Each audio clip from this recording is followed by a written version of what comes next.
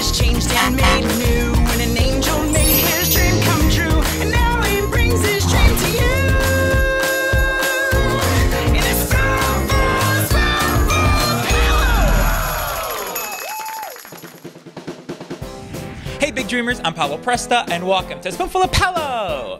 Today we are talking to one of my favorite TV dads, Tony Danza. Now, who didn't love him on Who's the Boss and Taxi? But today, he's shining on Broadway in the hit musical, Honeymoon in Vegas. I can't wait to go talk to him because the show is fantastic, so I'll see you all there.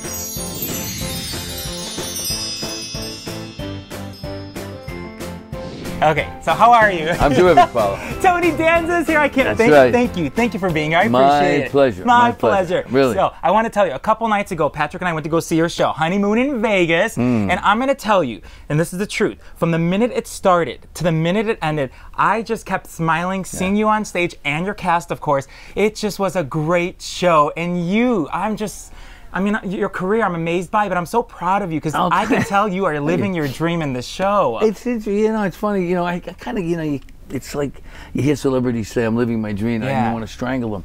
But it is. It's like, it's everything I've been working towards. Which took, I think, 4 years when you started the show. The show, my involvement in the show is over 4 years. But I'm talking about, you know, that first tap dance lesson, you know, 30 years ago. And stuff that I've been trying to do since '94. I've been trying to, like, I don't know, become a song and dance man a little bit. And I've done a lot of shows. And this play, you know, I was standing backstage at Paper Mill when we did it in Paper Mill, and I was watching Rob McClure, who's the lead, the star of the show, and who played Chaplin on Broadway. And the kid's magnificent. He's amazing, yeah. He really, he's so good. It's unbelievable. So I was watching him, and I was thinking, how lucky I am, and that I keep getting stuff like this. I mean, I've had. You know, there's a great line where I just was talking to Ron and Fez. There's a great line in Taxi where Louis says to his girlfriend who's getting married, he just wants to tell her this before she gets married to somebody else. Happiness is hard to come by in this life, and you've given me more than my share. Well, life has given me more than my share. I mean, it really has. And I'm very grateful. I'm very grateful. But this particular play is so special because your experience is indicative. I mean, everybody feels that way. Whether you're, I've had a 3-year-old. My 3-year-old grandson came, and we took a shot and put him in the audience. And my son said to me, "Dad, people are looking askance at me." And I said, you know, but the kid was great. He didn't make any noise, and he watched the whole show. I mean, it's really, as you've said this before, it's a family show. You can bring the kids to it. Tell me your character, Tommy, because I fell in love with him. I mean, he's a little liar, a little evil, but there's something about him that you take us through the journey with you, because everything you've been through and losing your wife in the play. I just like, describe him. How would you describe him to people who haven't seen it yet? Okay, well, let me just tell you, here's the plot. Here's the plot. Okay, so Jack and Betsy have been dating for 5 years. Betsy. They're in love. She wants to get married. He's got commitment issues. He also thinks that there's a curse on him, that his mother's last words before she died was never get married, which is funny because my mother's last words were take care of your brother. But anyway, so he has this curse on him and he has commitment issues, but she puts her foot down and they decide to go to Vegas and do it. And so they go to Vegas. In Vegas, there's a guy, Tommy Corman, my character, Corman. He's sort of a guy who knows a guy who knows a guy. He's a gambler and a hustler and a man about town.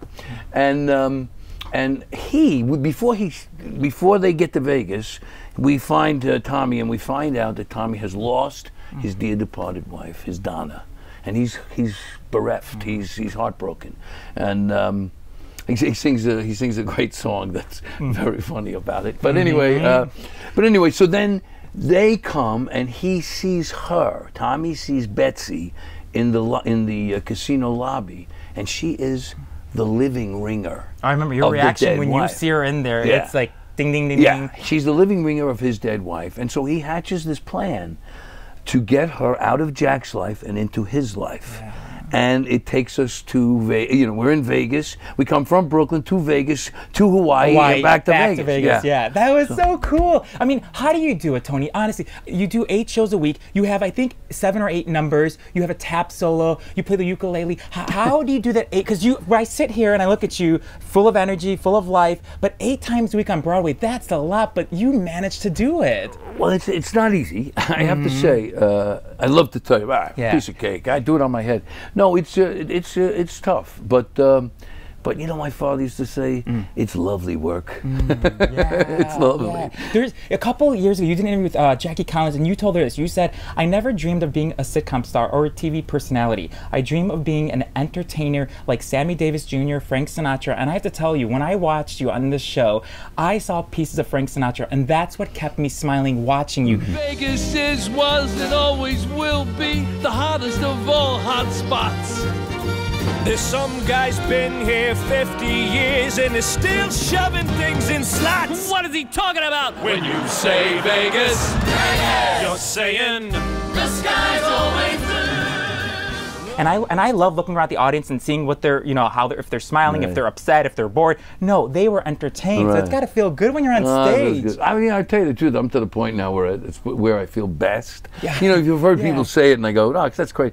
It's maybe the only time I'm not self-conscious, on stage. But this play is so much fun to do, Paolo. Yeah. Because, here's it is. When you have the surprises we have, first of all, the laughs. So you got all that.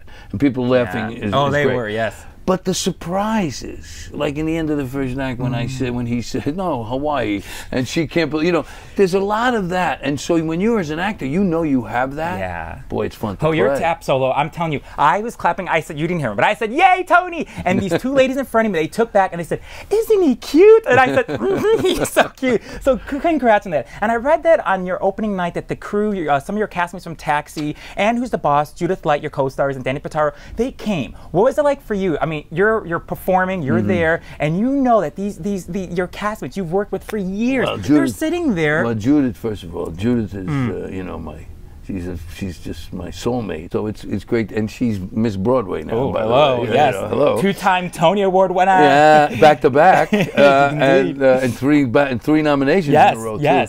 And Daniel, who one of the things that I'm most proud of about Who's the Boss is how well the kids turned out. I mean, these things can go either way, so we're very happy about that. So they were there. The Taxi crew, Paolo, imagine this. First of all of them showed. Yeah. Everybody, including Jimmy Burrows, the director, and Jim Brooks, the producer. Everybody showed. And they partied please. It was like they hadn't seen it. By the way, the first time we hadn't been together in so long that Mary Lou couldn't remember the last time. Oh my God. But anyway, no. What? She remembers everything. I know. I'm just joking. Yeah. Yeah, it's been so long Mary Lou couldn't remember. Yeah, exactly. But these are the people I absolutely started with. And so it was really unbelievable to have them there. And I know it's going to be 40 years almost with Taxi when it premiered. It was 30 years a couple months ago with Who's the Boss. I mean, I know it's a lot of years. Talk about wow. And there's a story I know your mom would tell you. She would always tell you something about Frank Sinatra, and you made that dream come true. Can you share? Because I love it when she would tell you something about. My mother used to say. I love it. When I was on TV after a couple of years and I thought who I was, people were asking me for autographs. I thought, oh, yeah, I'm a big shot. And she said to me, big shot. When you introduce me to Sinatra, then you're a star. And, because she was a Bobby Soxer, she went to the Paramount Hotel and screamed Frankie. I heard about Frank my whole life. And then I was doing Who's the Boss, and we had a script that called for Sinatra. It was he was not supposed to be in it, but the bit was that I finally, after getting thrown out, after searching for him, I get thrown out. I tell the guard, let go of me. I just want to use the bathroom. The bathroom door closes, and you hear Frank, which is a pretty good. No, that was pretty good. But no, we never ended up doing it because we got Sinatra. So we didn't need to do that. Yeah, it was this. And I had and there it is. There, that's the picture. Cast. Yes, that's my mom. Yes, your mom. My son. Yes. My son now has 2 boys himself. how by the beautiful. way. You're a and they came to grandfather. see Les. Yeah, me and grandfather. Hard to fathom. I mean, that's pretty crazy. And I love that your mom's dream came true. I mean, Look at my her. dad, She's so I mean, happy. That's Look at that picture. She is so happy. And Yeah. by the way, Sinatra treated her like she was the Queen of England. I love that. It was amazing. And by the way, it was the one day she couldn't form words. Oh, really? Because I mean, I don't blame her. If that's her dream, and then you see him right there in front of you, it's like, what do you say to this legend? What do you say to him? And you know? here's one of the great women of Tell me. all time. Catherine Helen. Oh, yeah. And you named, didn't you name your daughter? Isn't her name? Yes, Catherine. Oh, I love that. Katie Face. I mean, you're just too nice, Tony Danza. You're too Nah, nice. come Look, on. tell me this. I mean, you've had a career full of dreams. You know, you fought in Madison Square Garden. You start in your own sitcom. Here you are on Broadway. How do you keep living your dream? Because I've said this many times in our show. You know, there's a lot of obstacles. You're fighting for it. But how have you done it to keep staying here, to keep living your dream? What is it? Tell me. This is a sort of a weird way I think to say it, but you know, the year I taught school, the thing you learn and that you have to constantly tell kids is that you can't stop being a student. You have to totally just try to be a learner all the time. And if you do that, then this kind of stuff, I think, happens. I don't know how else to put it. These late in life endeavors are great. You know, I learned the ukulele late. I learned tap dancing late. I didn't do anything. You know, I never did. I never did anything when I was a young kid. I pretty much wasted my youth. You know, I wouldn't say wasted. You're just living proof that you could do it no matter what age you are. That's true. You could still do it. Never say, oh, I'm 50 or I'm 60 and it's too late. It's never too late. It's never if too you late. want to do it and you feel that's your dream, you go for it. And you should, in any case, yeah, be constantly searching out information about things that you're interested in. Yeah. Oh. I could spend like an hour with you, Tony, but you have 30 seconds. You look at that camera and you got to tell the viewers why, when they're in New York, they have to come see Honeymoon in Vegas. All right, I got it. Go tell them. Honeymoon in Vegas is the funniest show on Broadway, and you will get that that Broadway experience that you really hope for the one time you go a year. The other thing I would say is that much like another New York hero, or not another, the great New York hero, Joe Namath, who said, "I guarantee it." I guarantee it. When you say Vegas, I love it. I love it. I love it. I love it. Thank you. Thank you. You know, Tony Danza, continued success. Thank you. And you I too. admire you. And you too. This has been great. Look, I looked up to you since Who's the Boss. I know every single episode. So having you has been a dream come true, and I just continue being happy. Now I know why. Now I know why Judith is so fond of you. Oh, thank you. Oh, you're molto grazie. Ma come sei bravo? Sei bellissimo. molto. Tu sei bellissimo. Molto piacere. Piacere anche io. Grazie. Molto. Okay, we'll see y'all next time at Spoonful of Paolo, and big thanks to you, Tony Danza, and go see Honeymoon in Vegas when New York, because it's so good. All right, bye everyone. Ciao. Ciao. Thank you, Tony. Great. Thank you very Great, much. Paolo. All right. Thank you.